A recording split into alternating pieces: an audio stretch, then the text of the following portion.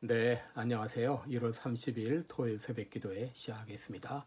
은혜로우신 우리 아버지, 또 2021년 새해를 맞이한 지 엊그제 같은데 벌써 한 달이 지나갑니다. 그동안도 저 은혜 가운데 인도해 주신 것 감사합니다. 답답한 날들이 계속되고 있습니다.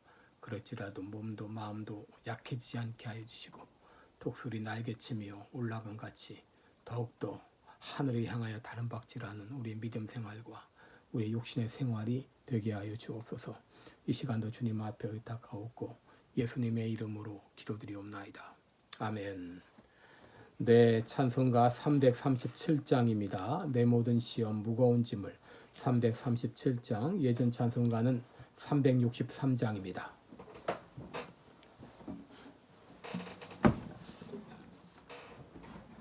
(337장입니다)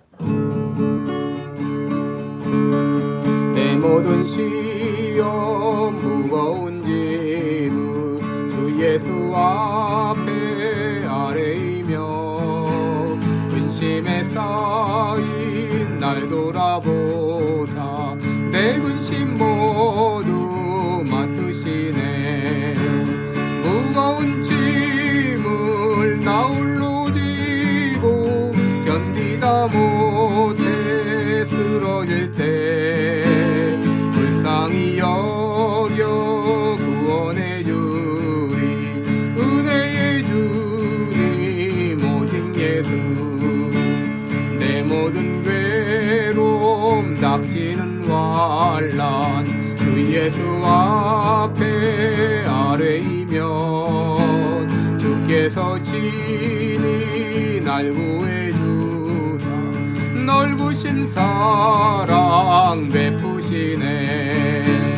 무거운 짐을 나 홀로 지고 견디다 못해 쓰러질 때 불쌍히 여겨 구원해 주리 은혜의 주님 오직 예수. 내 짐이 점점 무거워질 때 주 예수 앞에 아뢰이며 주께서 친히 날 구해 주사 내 대신 짐을 져주시네. 무거운 짐을 나 홀로 지고 견디다 못해 쓰러질 때 불쌍히 여겨 구원해 주리 은혜의 주님 오직 예수. 마음의 시험 무서운 죄를 주 예수 앞에 아뢰이며 예수는 나의 능력이 되사 세상을 이기게 힘주시네.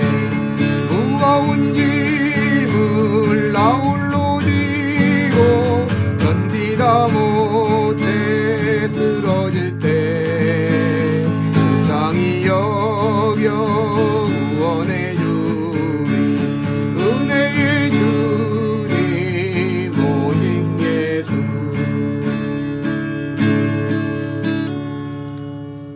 아멘.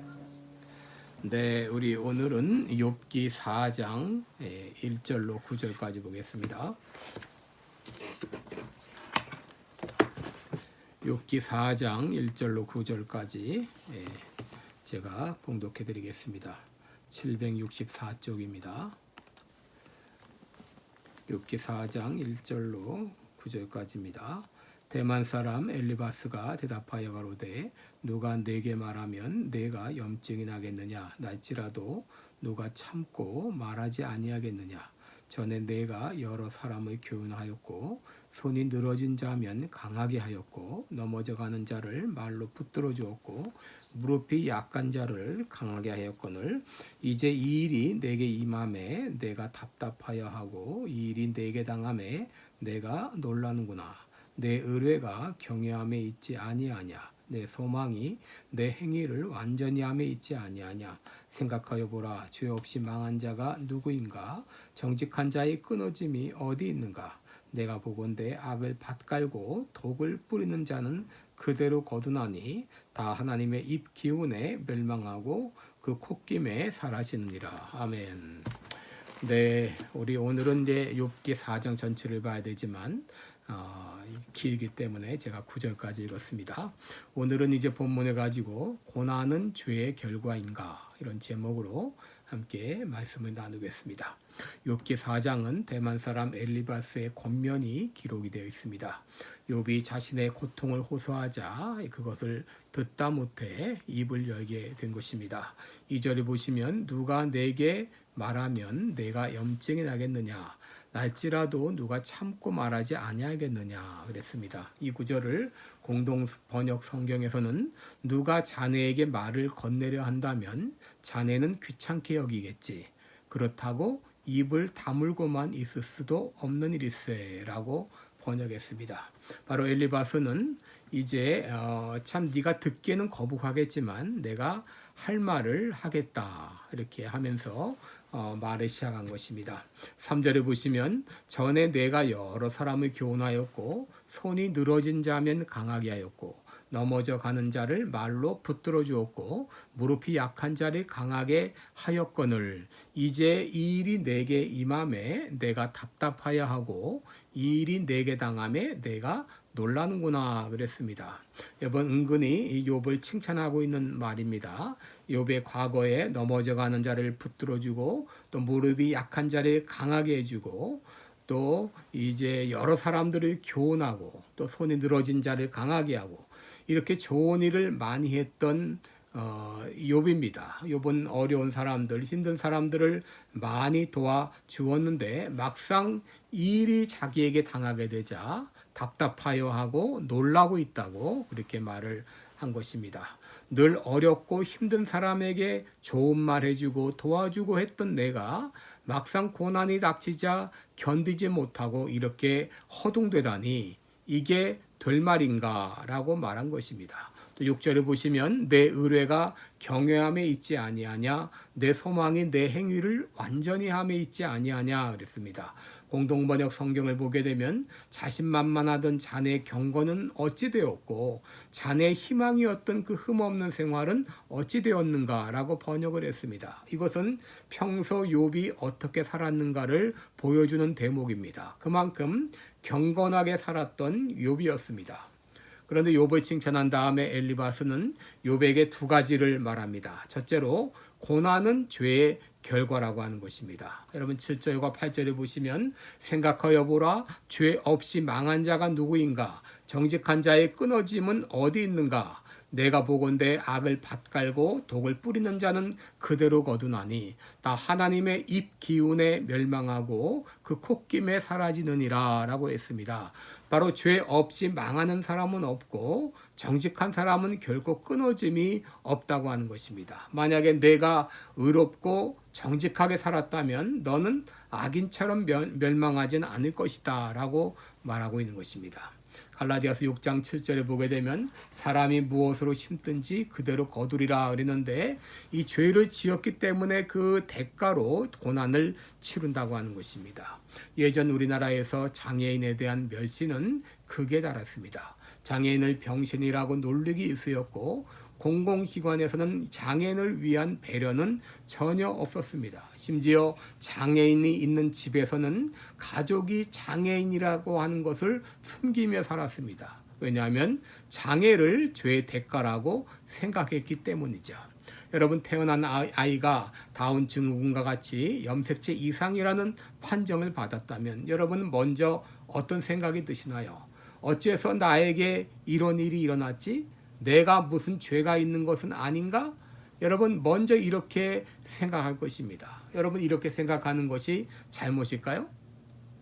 고난이 닥쳤을 때 왜 이런 일이 일어나는지 생각해 보는 일은 필요한 일입니다. 폐암 판정을 받은 사람들은 즉각적으로 담배를 피웠던 자신의 습관을 떠올리게 되죠.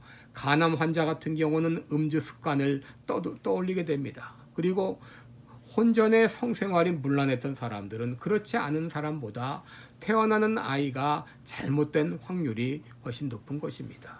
그러므로 어떤 고난이 닥쳤을 때, 고난이 임했을 때 혹 내가 하나님 앞에 해결해야 될 죄는 없는지를 돌아보는 일은 필요한 일입니다. 왜냐하면 하나님께서 죄에 대한 징계로 고난을 허락하실 때가 있기 때문입니다. 죄가 생각난다면 그 죄를 자백하면서 또 예수님께서 내 죄를 위해서 십자가에서 피 흘려 죽어주심을 믿고 믿음으로 회개하시기를 바랍니다. 그런데 엘리바스는 욥에게 또 한 가지를 말하고 있는데 그것은 인생이 아무리 의롭다 할지라도 하나님보다 의로울 수는 없다고 하는 것입니다. 17절을 보시면 인생이 어찌 하나님보다 의롭겠느냐, 사람이 어찌 그 창조하신 이보다 성결하겠느냐라고 말하고 있습니다. 그러면서 그는 자신의 경험을 말하고 있는데 밤의 이상 가운데 영의 음성을 들었는데 그때 이 말을 들었다고 하는 것이죠. 인생이 어찌 하나님보다 의롭겠느냐, 사람이 어찌 그 창조하신 이보다 성결하겠느냐. 여러분 18절에 보시면 하나님은 그 종이라도 오히려 믿지 아니하시며 그 사자라도 미련하다 하시나니 하물며 흙집에 살며 티끌을 삼고 하루살이에게라도 놀려 죽을 자겠느냐. 이 말은 결국은 인생은 결코 하나님보다 의로울 수가 없다고 하는 것이죠.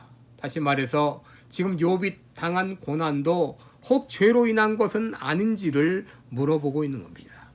그는 인과응보 사상에 의해서 이제 네가 그렇게 했기 때문에 이런 결과가 나온 것이다 라고 말하고 있는 것입니다. 물론 죄로 인한 고난이 많이 있습니다. 그러나 모든 것이 다 죄로 말미암은 고난은 아닌 것입니다. 왜냐하면 죄와 상관없는 하나님의 연단 과정으로서의 고난이 있기 때문이죠. 요한복음 9장을 보게 되면 나면서부터 맹인된 사람에 대한 이야기가 있습니다. 사람들은 그 맹인을 보고 예수님께 물었습니다. 이 사람이 맹인된 것은 누구의 죄 때문입니까? 이 사람의 죄 때문입니까? 아니면 부모의 죄 때문입니까? 그때 예수님은 말씀하셨습니다. 요한복음 9장 3절을 보게 되면 이 사람이나 부모가 죄를 범한 것이 아니라 그에게서 하나님의 하시는 일을 나타내고자 하심이라 그랬어요. 고난은 분명히 반드시 죄의 결과가 아니라고 하는 것을 말씀해 주신 것입니다. 그러므로 우리는 고난당한 사람을 향해서 함부로 업보라느니 혹은 죄를 회개하라든지 이런 말을 하는 것을 주의해야 됩니다. 왜냐하면 고난 가운데는 우리가 이해하지 못할 하나님의 놀라운 신비가 있기 때문입니다. 고난은 죄의 결과일 수 있습니다. 그때 우리는 죄가 생각나면 그 죄를 자백하면서 그 죄에서 돌이킬 때 우리는 고난으로부터 벗어날 수 있습니다. 그러나 이 고난은 죄와 상관없이도 찾아올 수 있어요. 그러므로 고난당한 사람을 향하여 죄를 회개하라고 말하는 것은 주의해야 됩니다. 고난 중에도 죄가 생각나지 않는다면 하나님의 연단의 과정으로 알고 기도하면서 이 어려움을 잘 헤쳐나갈 때 하나님께서 예비하신 놀라운 복으로 채워주실 것을 믿습니다. 이 믿음을 가지고 오늘도 힘차게 살아가는 여러분 되시기를 주님의 이름으로 축원합니다. 기도하겠습니다. 은혜로우신 우리 하나님 아버지, 우리가 인생을 살면서 때때로 고난을 당합니다. 때로는 이제 볼 수 없기 때문에 고난을 당하기도 하고 때로는 보면서도 고난을 당하기도 합니다. 하나님 아버지, 이제 이 고난 당할 때에 이제 죄 때문이라고 하게 되면 죄를 회개하며 주님 앞에 자백함으로 죄로부터 벗어나서 고난으로부터도 벗어나는 우리들 되게 하시고, 혹 죄가 생각나지 않는다면 주님 앞에 이제 이 어려운 시간들을 잘 이겨낼 수 있도록 도와달라고 기도하게 하시고, 그리함으로 말미암아 하나님이 예비하신 약속의 면류관을 받고 영생의 복을 받고 이 땅에서의 복도 누리는 우리 모든 성도들이 되게 하여 주옵소서. 감사드리며 예수님의 이름으로 기도드리옵나이다. 아멘. 네, 오늘 하루도 복된 하루 되시기를 바랍니다. 우리 계속해서 개인적으로 기도해 주세요. 고맙습니다.